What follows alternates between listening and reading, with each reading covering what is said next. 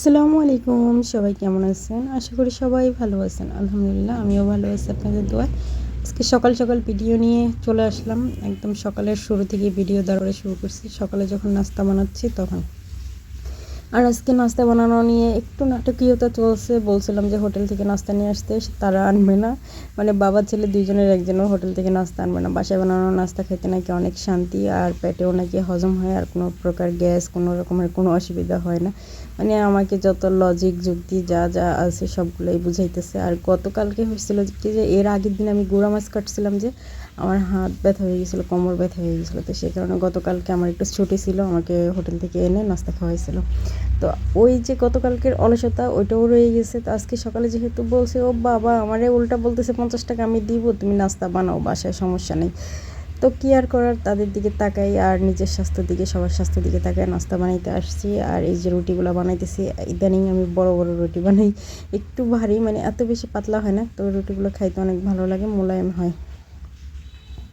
আর আজকে নাস্তা বানাইতে বানাইতে সকাল 10টা হয়ে গেছে, আবার সেই আগের রুটিনে ফিরে আসতেছি। মাঝখানে কয়েকটা দিন ভালোই হয়েছে, আমার মনে হয় আমার নিজের নজর নিজের উপরে লেগে যায়। কয়েকদিন নিজে নিজে মানে খুব বেশি আনন্দ পাচ্ছিলাম যে ভোর 6টা উঠে যায়। আজকে অবশ্য 6:30টায় উঠছি, কিন্তু নাস্তা বানাইতে অলসতা শুরু হয়েছে। মানে অলসতাকে আসতে দেওয়া যাবে না, যতটা পারা যায় অ্যাক্টিভ থাকা লাগবে।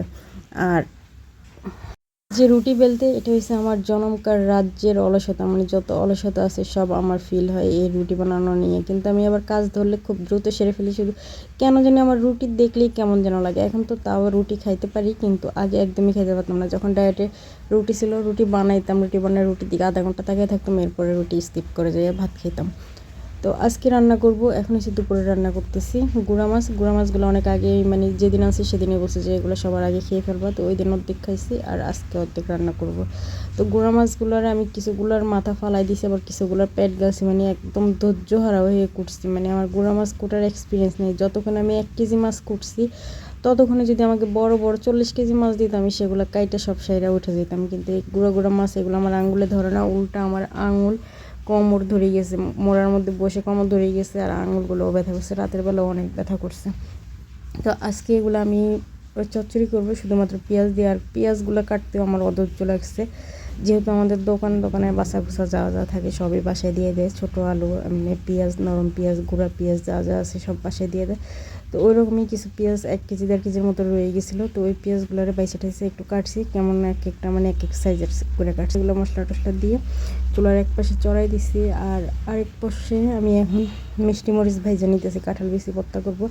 আরেকটা আছে ঝালমরিচ, ওই মরিচটা আমরা খাইতে পারি না, আমাদের গলা জলে গ্যাস প্রবলেম। আর এদিকে চুলার তেলটা একটু বেশি তাইতে গেছিলো, তাই সাইডে একটু আগুন লেগে গেছিলো।